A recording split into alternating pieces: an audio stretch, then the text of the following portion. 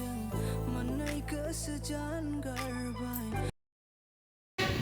everyone, welcome back to my channel. So आं दायो दंफैयो फेन्सि दख'ना स्ट'राव गोदान कालेक्शन सफैदों दख'नानि ओमफ्राय पुजा अफारनिबो सफैदों ओमफ्राय पुजानि गोदान कालेक्शन सफैदों आरो फेन्सि दख'ना स्ट'राव ओमफ्राय आं नोंथांमोनजों बे भिडिअखौ शेयार खालामनो थाखाय आं बे भिडिअखौ लाबोदों ओमफ्राय दख'नाखौबो आं देखायनो सानदों स' जोंहा आब'आ बे दुकाननि मालिक ओमफ्राय दायो दख'नाखौ देखायलांबाय थासिगोन आरो मा गोदान सफैदों अफार मा प्राइस खिन्थालांबाय थासिगोन आरो आब'आ दे बे मोनसे नै फार्स्टआव जाबाय कटन माल कटननि गोदान डिजाइन फैदों एकदमबारे निउ कालेक्शन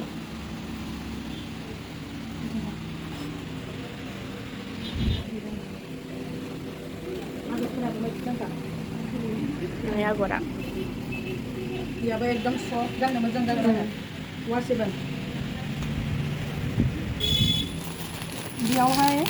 आलदा कालार दङ बेयो रानिथिं नैबे गुफुराव मुगा रानिथिं 1 केजि ने जिया एखे नैबेबो दङ मोनसे कालार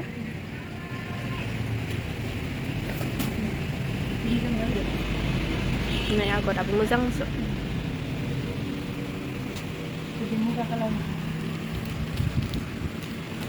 ब्लाउसबो सिट दंखायो ने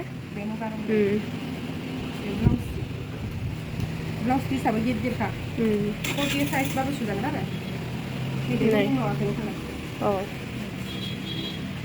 ब्लाउसनि सिट दंफाखायो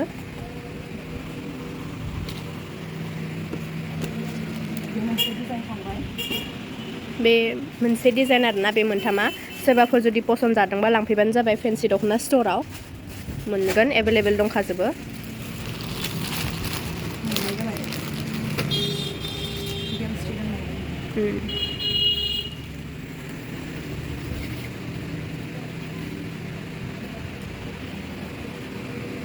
नैबेबो गोदान सफैदों दाखालि बावै आबो गेमस्रि फट'शुट खालामदोंमोन बे दख'नाजों बेबो एभेलेबेल दंखायो जुदि पसन्द जादोंबा औ लांफैबानो जाबाय आरो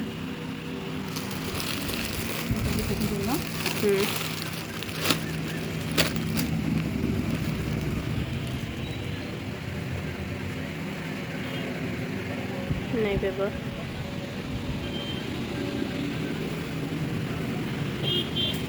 जायफ्रा फसायदों स्क्रिनशट खालामनानै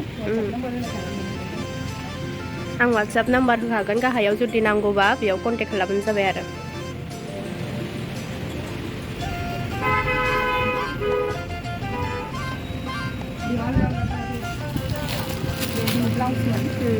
नैबे ब्लाउसनि शीट आरो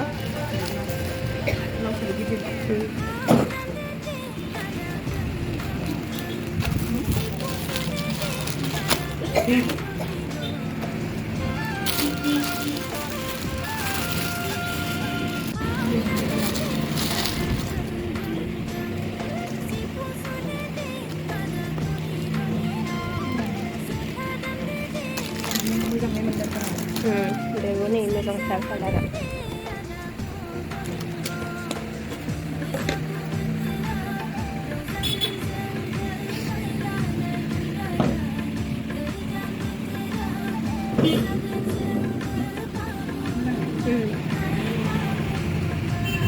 बेबो मोजां नुदों प्राइसआ एखेने आबयबो 2000आनो नै बेबो आब'आ अनलाइनबो हरो आरोना अनलाइन शपिं खालामनोबा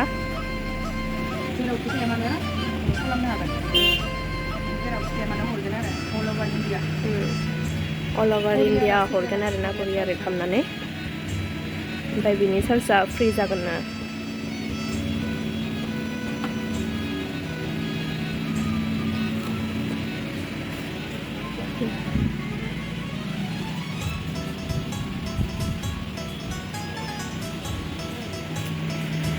मोनसे डिजाइन दं बेयाव गासै कालारखौबो मोनगोन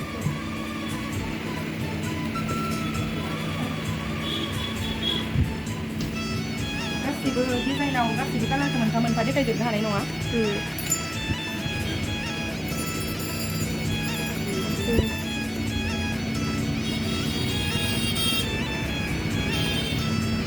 गोबां मोजां मोनदों गोजा नांगौबा अर्डार खालाम नङाबा लांफैबानो जाबाय फेन्सि दख'ना स्ट'र उइकलि मार्केटनि खाथियावनो आरो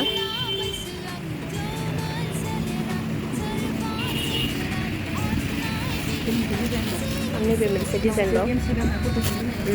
दाखालि बावै आब' गेनस्रिया बेजों फट'शुट लानायमोन दख'नाजों बे आरो मोजां मोनदों नै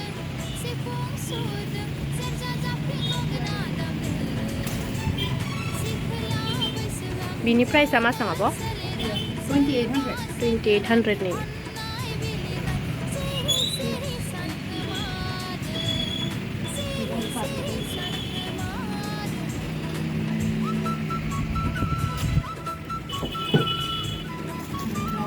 ब्लाउज पिस दंखायो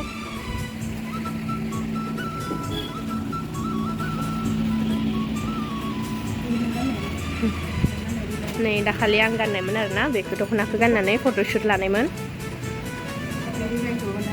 बे डिजाइनाबो एभेलेबल मोनखागोन आरोना जुदि पसन्द जायोबा अर्डार खालामबानो जाबाय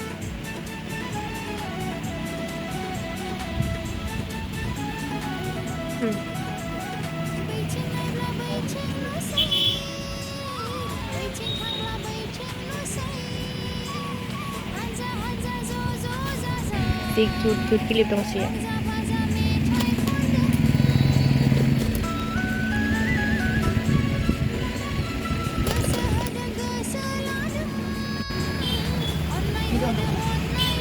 बिदन दख'ना नों आखाइजों दानाय आरो बेबो एभेलेबल दंखायो बेलेग बेलेग कालारनि दं आरो सफैबावगोन आरो बेलेग बेलेग कालारनि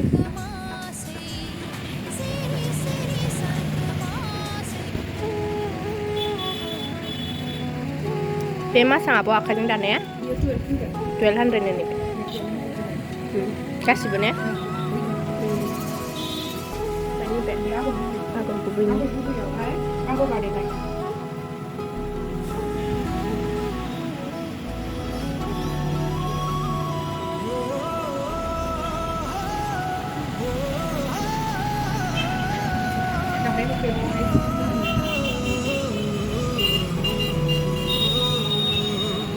मोनसे दंबावो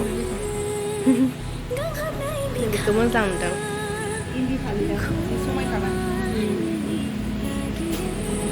पुजानि अफार लांफैद' बयबो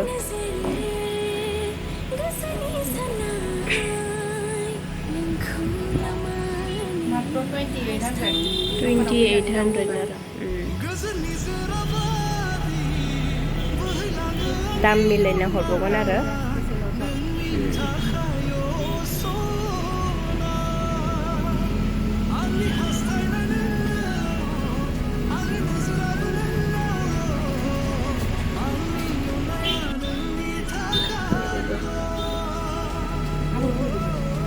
आगर गुबैनि आरो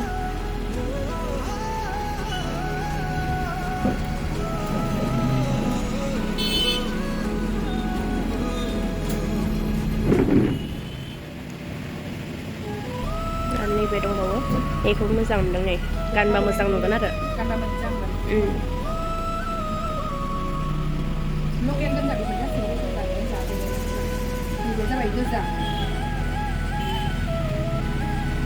बे गोजा बेखौ गानबा मोजां नुगोन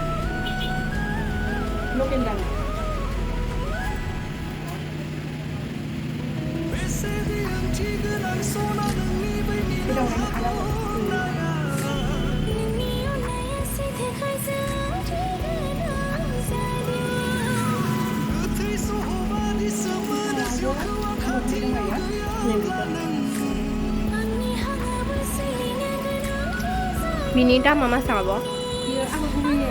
2800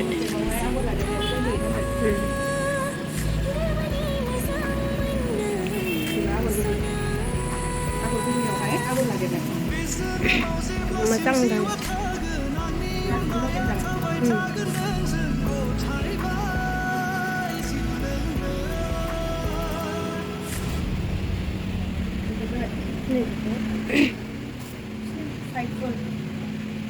Local darai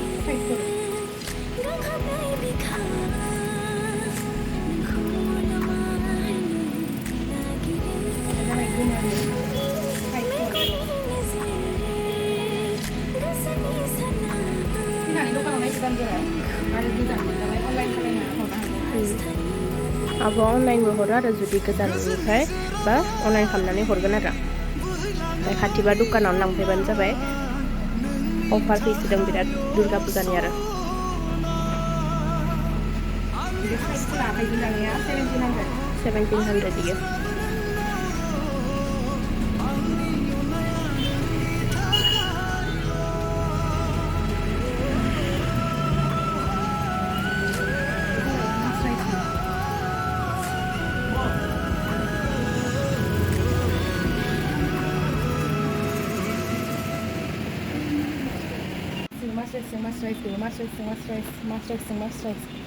नायफैनो हागोन आरो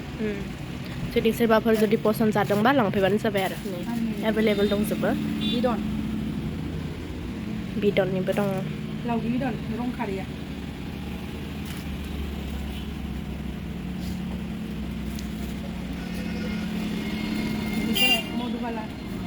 मधुबाला नैबे दख'ना मा मधुबाला नामा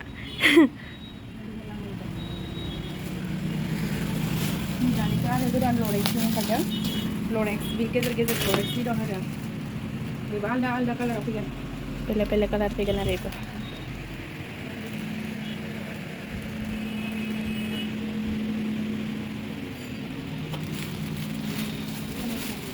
कालारफोरा नैबे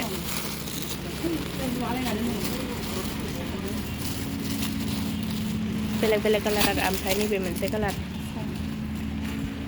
ब्लुखौथ' मोजां नुखायो ने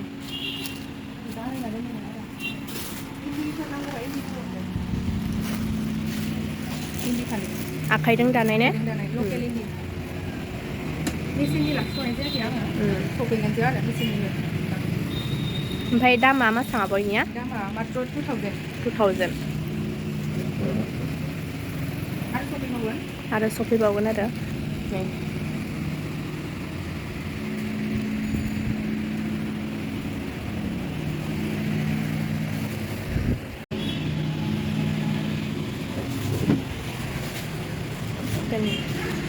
गोदान फालि सफैदों आरो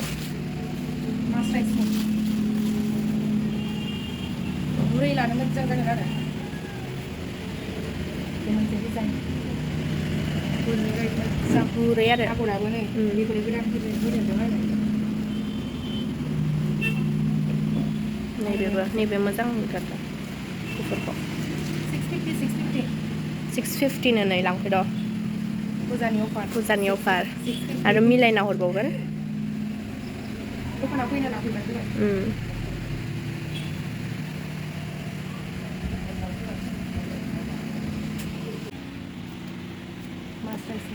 नैबे गोदान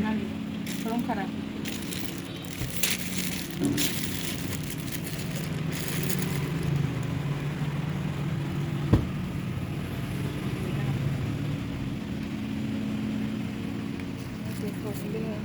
आं गासिखौबो दिहुनस्रांसै र' मोजां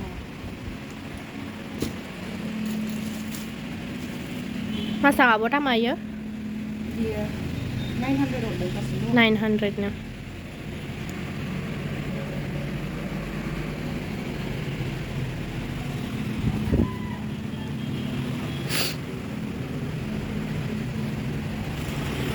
नैबेबो मोजां दं ग्रीन कालार ग्रीन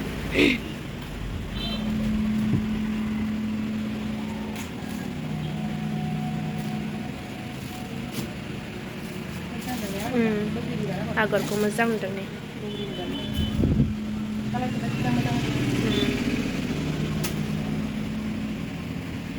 अरेन्ज गेजेर गेजेर बिदन फैदेरदों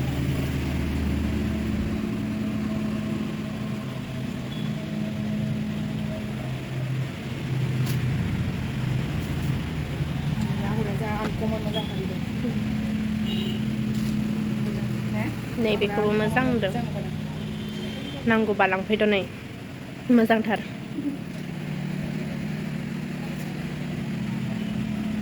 आरो बिनियावनो आरो मोनसे गलापि आरो मोनथाम कालार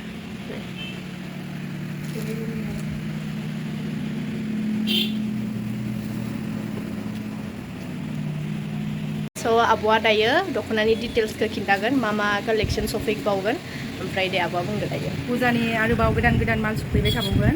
नोंथांमोना बायनोबा आंनि दखानाव फैबानो जाबाय आंनि दखाना जाहैबाय उदालगुरि टाउननि उइकलि मार्केट खाथियावहाय नोंथांमोना आंनि दखानाव फैनानै बायफैनो हागोन पुजानि स्पेसियेल अफार फन नाम्बारखौ डिसक्रिपसनाव होनाय थागोन नोंथांमोना नायनानै कन्टेक्ट खालामबानो जाबाय जुदि सोरबाफोर जुदि पसन्द जादोंबा जल्दि लांफैबानो जाबाय ओमफ्राय अर्डार खालामबानो जाबाय आरोना आं डिसक्रिपसनाव होगोन कन्टेक्ट नाम्बारखौ लांफैद' जल्दि जि मोजांखा नैबे ब्लुखौथ' मोजां नुथारदों फट' आगोलनि लरेक्स दंना दे एबारनि एसे आलदा खालामनानै आगरफोराबो आरो गोदान सफैबावगोन ओमफ्राय लांफैबानो जाबाय आरो नै मोजां दङ पुजानि अफार सफैसोदों आरो नैबे हाबानि दख'ना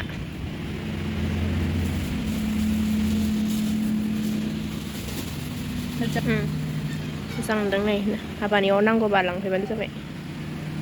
बे मोनसे डिजाइन आरो बेलेग डिजाइनबो सफैबावगोन दायो हाबानि सिजोन जाथ'वाखै नालाय